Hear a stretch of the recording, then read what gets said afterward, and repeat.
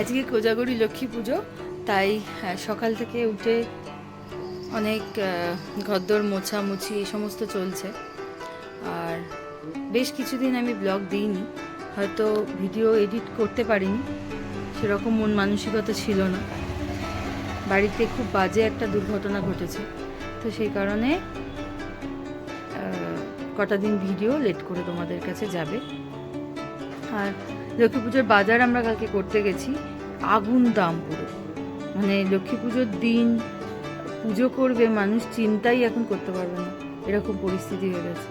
একটা ছোট নারকেল বলে 70 টাকা, একটা এইটুকুনি ফুল জুঁই ফুলের মালা বলে 150 টাকা, আর যে না ওটা 80 টাকা, আর যেটা হচ্ছে ডবল ফুল সেটা হচ্ছে 150 টাকা। মানে এই হচ্ছে বাজারের গল্প। তো পছন্দ মতো ফুল দিয়ে পুজো করা যাবে না, আমি বলছি না যে একেবারেই পুজো করা যাবে না, কিন্তু নিজে যেটা পছন্দ করবে সেইটা কিনতে গেলে আকাশ ছোঁয়া দাম। এই হচ্ছে ঘটনা। তো যাই হোক, আজকে অনেক কিছুই প্ল্যানিং আছে। পুজোটা করব, তারপরে যাব দিদির বাড়ি। দিদির বাড়িতে পুজো হয়, কিন্তু এবারে ছোট করেই পুজো করছে। জেঠু জেঠিমা যেহেতু এখানে নেই, তাই ওরও আর ইচ্ছা করছে না, প্লাস ওর শরীরটাও খুব খারাপ। তো যাবো, দিদির বাড়িতেও যাব, দেখাবো, সঙ্গে থাকো তোমরা, দেখাবো। এই যাও, একটু আগে সব লক্ষ্মীর ঘর সমস্ত কিছু ধুয়ে ভালো করে রাখা হয়েছে। যিশু এখানে নারকোল আর তালপত্রগুলো কাটছে, আর আমি আধা সাজানো হয়ে গেছে ঠাকুর পরিষ্কার করে স্নান করে চলে এসেছি। এবার বাকি কাজটুকুনি করি, যাতে সন্ধেবেলা একদম সন্ধে যখন হবে তখন আমি একদম যাতে পুজোটা করে নিই, আর মানে পুজোটা করে নিতে পারি। আর দ্বিতীয় কথা হচ্ছে, ঠাকুরের ফুল টুল কালকে সব কেনা হয়ে গেছিলো, খুলে রাখা হয়ে গেছে। খালি আমাকে এই যে দাঁড়া তোমাদের দেখাই, আমাকে এই চালটা বেটে নিতে হবে, তাহলে আলপনা দিতে পারবো। সব পরিষ্কার করে রাখা আছে।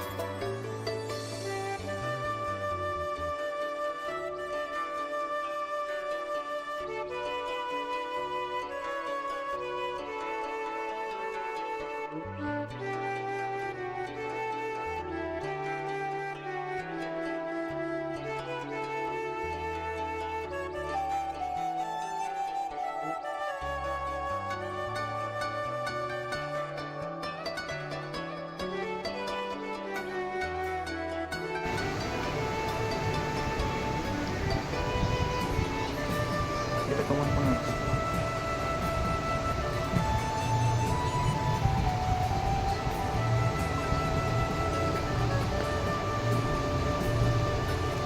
চলো, ঠাকুরের জোগাড়টা শুধু বাকি আছে, সেটা করলেই আমার মোটামুটি পুরো জোগাড় সব হয়ে যাবে। আর কি অবস্থা হলো এখানটা, এখানটা ভালো করে আবার মুছতে হবে।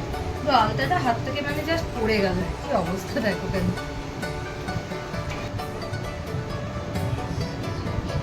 জোগাড় শুরু হয়ে গেছে, ফলটা কাটছি আর পুজো করবো। বলে সন্ধেবেলায় পুজোটা করতে, তো তাই একটু ওয়েট করে যাচ্ছি, সন্ধেবেলাতেই পুজোটা দিতে পারি। ওই জোগাড় করতে করতে যেতে পারি, তারপরে আমরা পুজো করে বেরোবো। আমাদের পাড়ায় আজকে পুজোটা হবে না, পুজোটা আমাদের কালকে পাড়ার।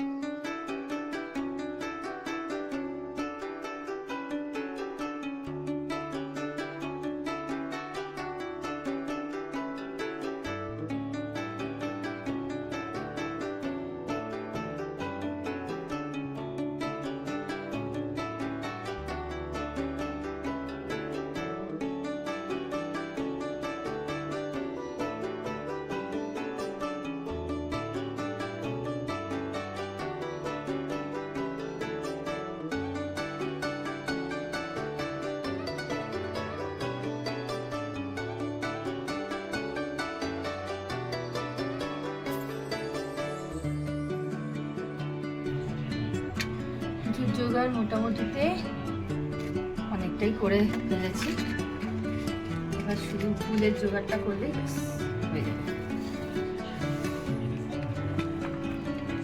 একা হাতে করা বা 10 হাতে করা পুজোর জোগাড়ই হয়, প্রচুর জোগাড় জাতি থাকে। আর এটা তো নিত্য নৈমিত্তিক পুজোর মতন নয়, তার থেকে একটু তো বেশি কিছু।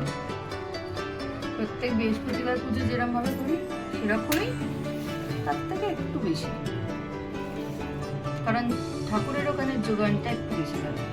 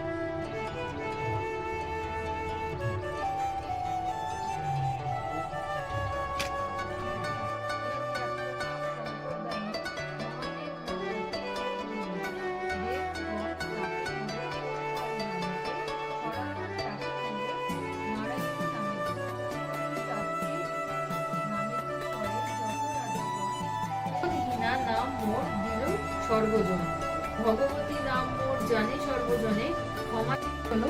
পুজো খুব ভালোভাবেই করতে পারলাম, যাই হোক।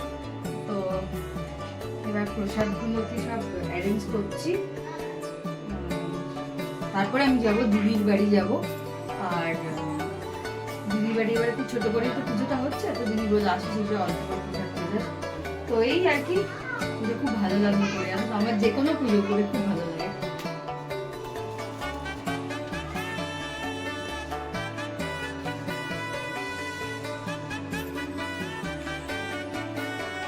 তোমরা জানিও আমার পুজো করা কেমন লাগলো তোমাদের। আমার তো খুব মনটা শান্তি লাগে পুজো করে। চলো আজকের মতো আমার বাড়ির ভিডিওটা এখানে রাখছি, কিন্তু দেখবো যদি অন্য কোথাও গিয়ে তোমাদের সাথে ভিডিও তুলতে পারি তোমাদের এই যে এরকম করে একবার নিচে নামে একবার উপরে ওঠে, কোথাও শান্ত হয়ে বসতে পারে না। তাহলে কোথায় দেবে? পেছনে। এই যে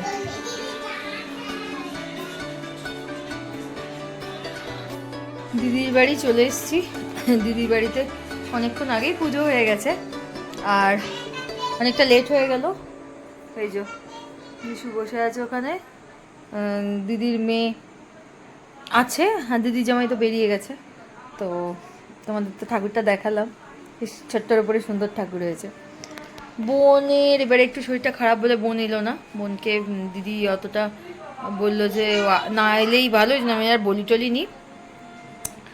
আর বাড়িতে 2 মক্কেলকে বসিয়ে রেখে এসেছি, এখন তো মনে চলে গেছে দুটো, মানে আমার যায় দুটো পুচকেকে। তো এখান থেকে অল্প করে প্রসাদ খেয়ে আমি চলে যাব। তো চলো আজকের মতো গুড নাইট, শুভরাত্রি।